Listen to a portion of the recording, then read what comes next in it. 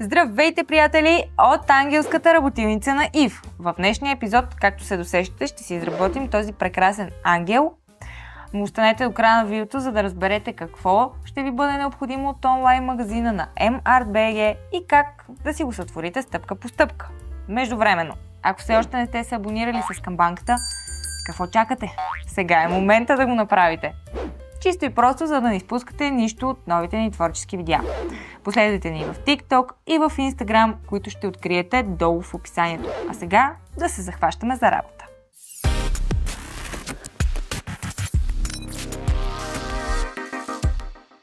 Необходимите материали за днешния епизод от онлайн магазина на MArt са: ето това конопено зебло. Ще ви трябва медна тел, която е 1 мм. Ще ви трябва ето тази апликация с дантела от зебло отново. Конопено въже. Ще ви трябва горната част от бутилка, пластмасова, ножица, пистолет с горещ силикон, една пръчка силикон. Ще ви трябва химикалка маркер. Ще ви трябва метална лента, едни клещи резачки, едно декоративно цвете. Ще ви трябва малко памук и картон. Да се захващаме за работа. Първа стъпка, приятели, е да си очертаем шишето, след което изрязваме. След като сме изрязали нашата основа, я отбелязваме върху зеблото. Изрязваме и него.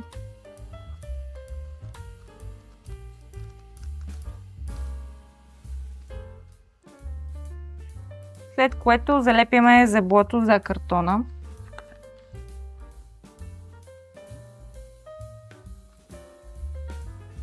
И преминаваме към шишето и конопеното въже. Сега си добавяме една точка в горната част и започваме лека по лека да си увиваме.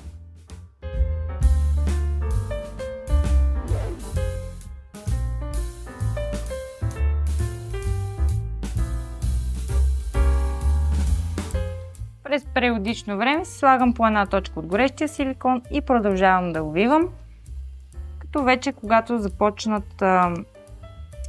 да се разширява самото гърло надолу на шишето, слагам една точка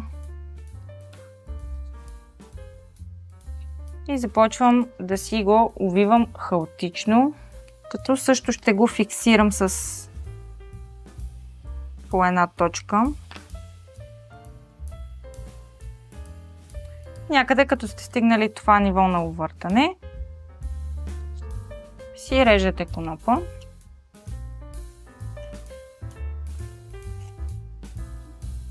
И отново го фиксирате с горещ силикон. След което се захващаме с лентата за декорация. Измерваме горе-долу колко ще ни трябва. Отрязваме. И си я разделяме на две.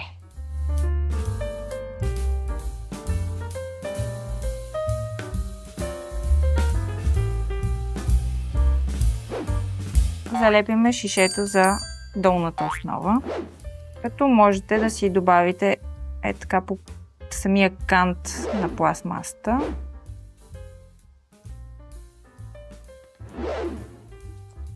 И прикрепяме за долната основа.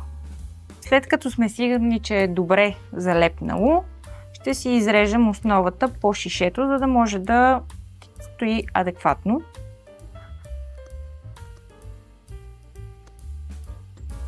Така. След което си добавяме лентата в долната част. Слагам си от горещия силикон. И отново периодично на места добавям от силикона.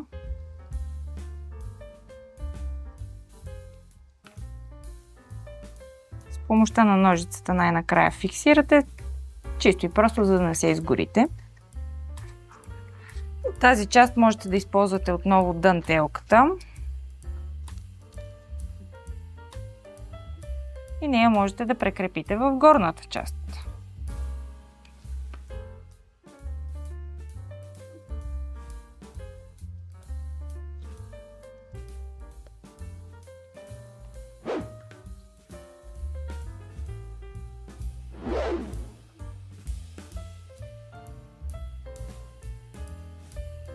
Така.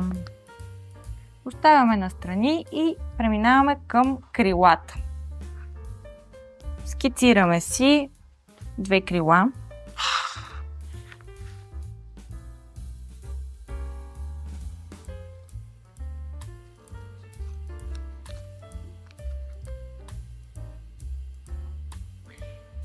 По това крило изрязваме и другото, като в случая ще си го очертая.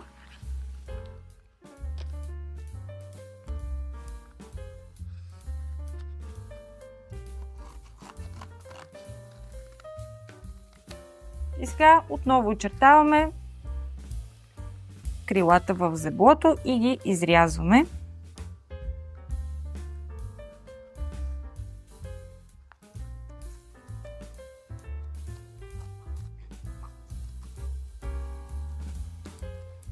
Изрязваме зеблото 2 пъти, за да има за отпред и за отзад.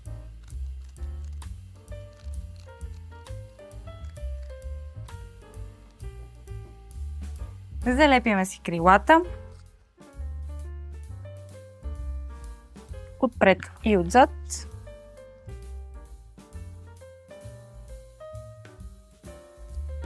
Същото го повтаряме и с другото крило.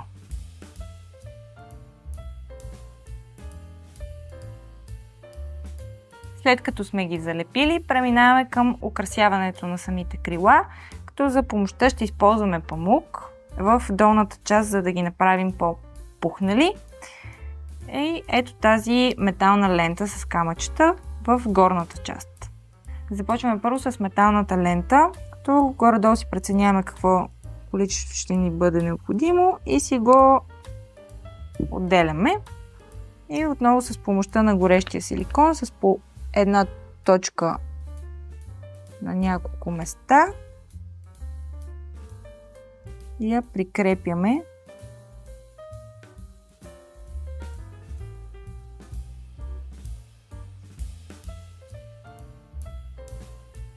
Очертаваме крилата до тази част и отдолу вече ще залепим памук. Ето така, до тук.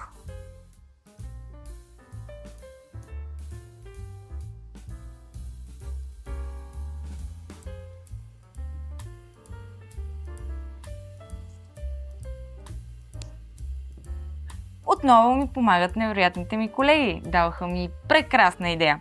Вижте сега, слагаме си една точица и с по-голямата част от памука слагаме и дърпаме. И така до края. И става флъфи. След като сме готови с това крило, преминаваме към следващото, като правим абсолютно същата процедура с металната лента.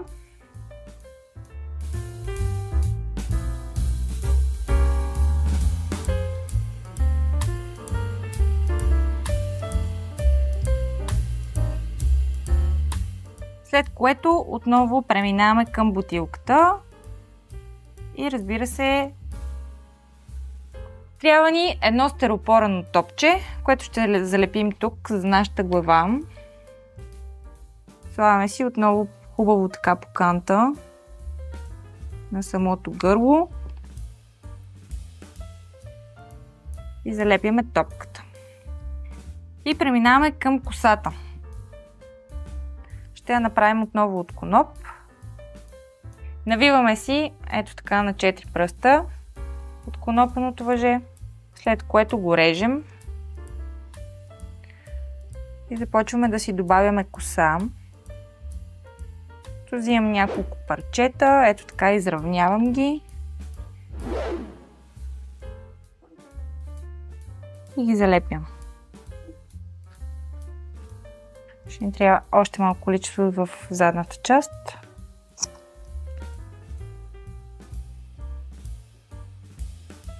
Връзваме една опашка.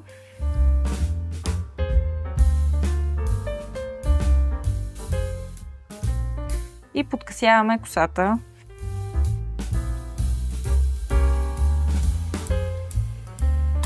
Така преминаваме към ръцете. Кръцваме си горе-долу такова количество от телта и я прегъваме на две.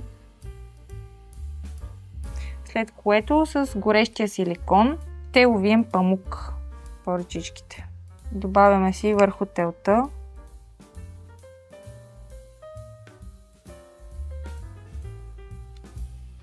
Рязваме си малко количество от дантелата, което ще увием ето тук най-накрая и ще залепим. Тук бъдете много деликатни, защото буквално е прозрачно и можете да си изгорите. Повтаряме също и с другата ръка, след което ще ги прекрепим. След като сме готови с ръчичките, съм ги сгънала горе-долу по средата и сега ще ги лепнем ето на това ниво в тази поза.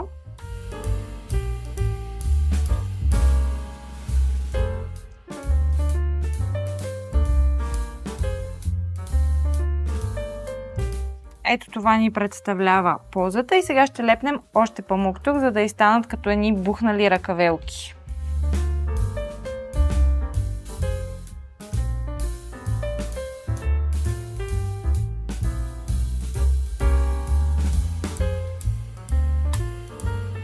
Така, ето по този начин, след което преминаваме към прикрепянето на крилата.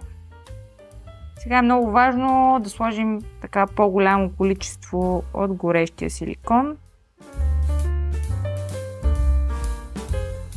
като прикрепяме и задържаме поне за 30 секунди, за да не ни се разлепи.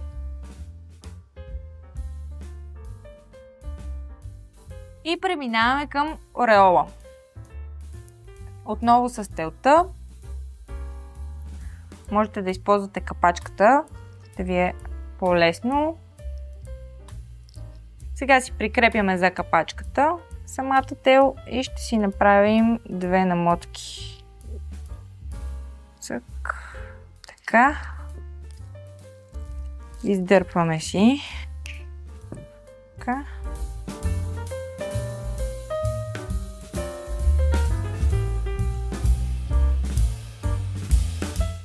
След което отново обличаме в памук. Слагаме си горещ силикон по канта и в долната част. Повтаряме процедурата.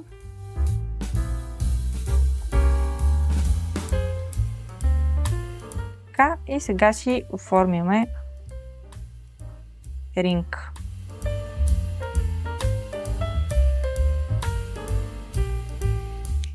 Кръцкваме си горе-долу на това ниво, не мога да ви кажа, не съм линия. И си забождаме в стиропорената глава. Това ще дойде трудоемко. Оп, ето го. Ето го. Цък. И остана да направим личице. Една усмивка и в случая можете да си добавите едни румени за червени бузки, например с сенки за очи или пък с друг тип маркер. По желание можете да си сложите декоративно цвете, а ще сложа тук в долната част. И ето по този начин имаме един прекрасен ангел. Благодаря ви, приятели, че изгледахте целия ни епизод. Благодарим и на Emart за предоставените материали от онлайн магазина им. Също така, не забравяйте да се абонирате с камбанката, за да не изпускате нищо от новите ни творчески видеа. Последвайте ни в TikTok и в Instagram, които ще намерите долу в описанието. А от мен чао и до нови срещи!